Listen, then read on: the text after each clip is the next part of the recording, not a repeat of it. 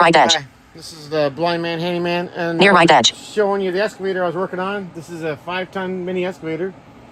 The joystick controls here weren't working. The joysticks are where are they at? These things. So that controls the boom, the bucket, and swinging of the machine.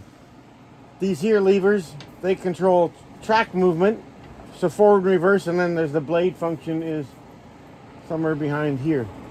Another one of these levers, that lever, and that's the blade function right there, I think. The blade function, and then there's a tipping function for the move to side to side.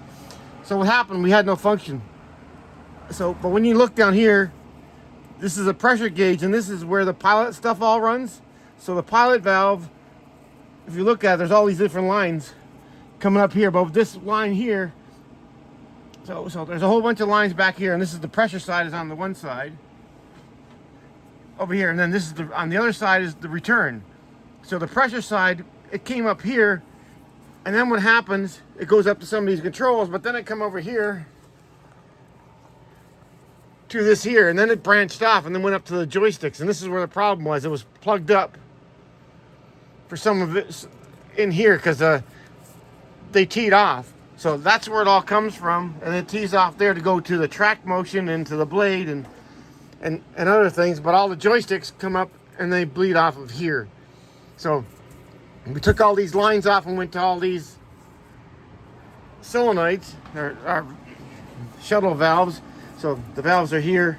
The fluid comes in one side and pushes the valve that way, or pushes the valve that way, and then you can see the lines. There's one line over here and one line on the other side. There's a bigger line, so it takes 4 lines each to run each of these rams, so that the ram is there. So you have you have a fluid that goes in, and then it changes, and then it goes out.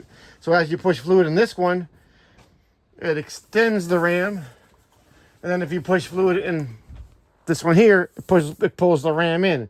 And the same thing that works here. You use the pilot stuff, and it pushes fluid in one side, then it opens the valve, because if you already do that by hand, this here has 300 psi or 300 to 500 psi pushing onto that, so you can easily move it with your joysticks.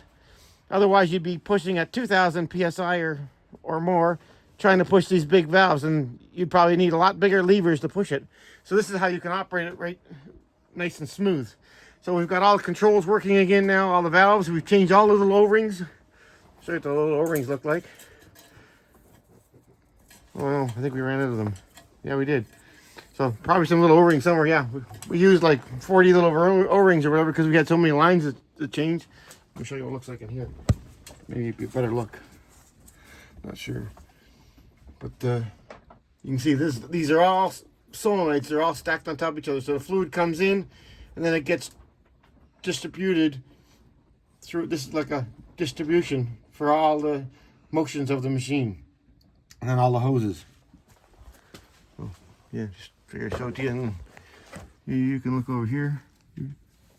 So we're gonna close all up. And this is the other thing that kind of made it plugged up as well. I meant to show you. Over here, there's a little lever. Lever. Where's our lever to? Yeah, right here. This changes it from excavator mode to backhoe mode, so you can change it how the function will work onto the joystick. And inside here, if you look at this pipe, well, the pipe in there, the hose size is probably, you could probably push a P down through it, or a 1/4 inch. But when you're going through all these valves and solenoids inside, the holes are only like the size of a little round toothpick. And that's it. So that's what was getting plugged up, is all these, you got these big lines, but I think they should have a filter system on this actually. But what happened is when something got taken apart up here, dirt got into it, and someone put a wooden stick inside something and in the valve down here, and somehow the wooden pieces got sucked in, and well, that's how it all happened anyway. But it all works now, and I'll show you a little video after of it working. Okay. Speech off.